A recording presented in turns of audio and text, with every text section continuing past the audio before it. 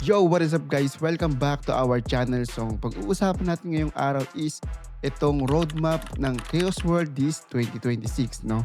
So, titingnan natin kung ano ba yung mga magiging update, kung ano ba yung mga plano ni Chaos World dito. So guys, huwag na natin patagalin, simulan na natin.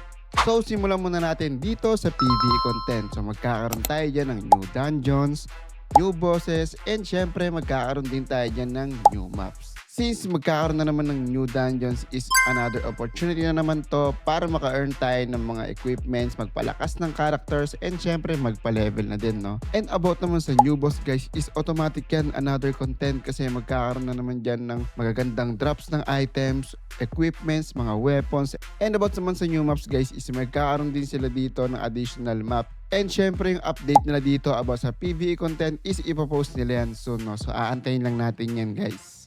So guys, proceed naman tayo sa kanilang new system 2.1, no? So magkakaroon tayo dito ng title system, monster codex system, advent awakening system, auto quest progression system, and itong rune combination system. So about sa title system, nakalagay dito by achieving specific conditions, you can obtain titles and display them above your character name. Yan, no? So magkakaroon tayo dito ng titles and pwede nyo yan ilagay sa tabi ng pangalan nyo. And syempre, yung titles na yan is meron siyang additional stat boost. About naman guys sa Monster Codex, the Codex will be activated after hunting monsters and reaching certain kill counts. Monster Codex entries will provide additional stat boost. So guys, sa mga OG MMORPG players dyan, no, so alam kong familiar na kayo dito sa Monster Codex system. Na once na na-reach nyo yung kanilang requirements is magkakaroon kayo dyan ng additional stat boost. And about naman dito sa Advent Awakening System, so a system that enhances the stats of Ancient Grade Descent by consuming duplicate descent. This is being developed as a very powerful character progression system. Example, meron kayong mga duplicates ng descents dyan, is pwede nyo yan i-combine para i-enhance yung mga Ancient Grade Descents dito, which is nagbibigay siya ng mas malakas na power para sa ating character dito. So guys, about naman sa auto quest progression system, no? So a convenient system that automatically tracks progress and completes quests.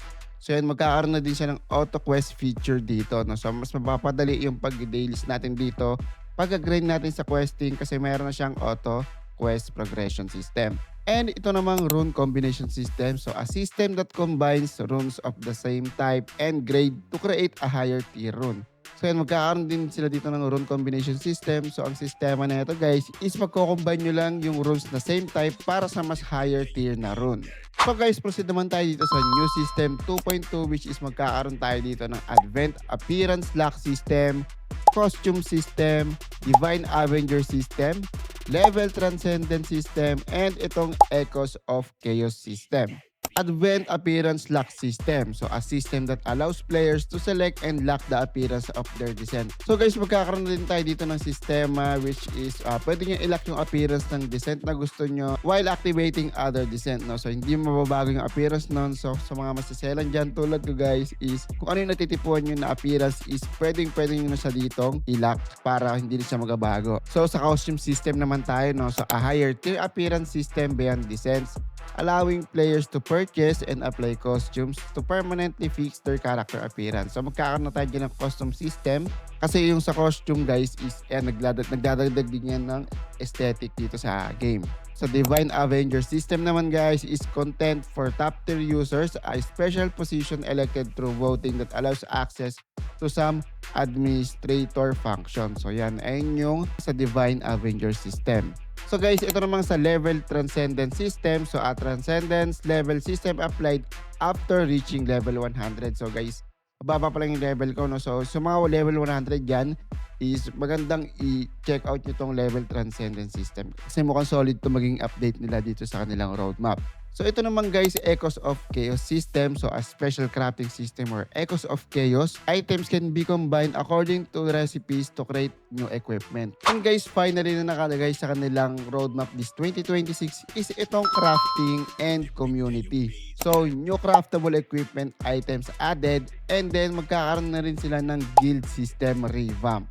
New craftable equipment items added, no? So new equipment and item crafting recipes will be added to the crafting systems. And about naman dito sa guild system revamp nila, no? So a long-term overhaul focus on improving guild system functionality includes guild farm, tavern, guild research lab, guild missions, guild warehouse, guild meeting room, and more. So ayan, sa mga may guild yan, so magkaaroon na naman kayo ng another system dito.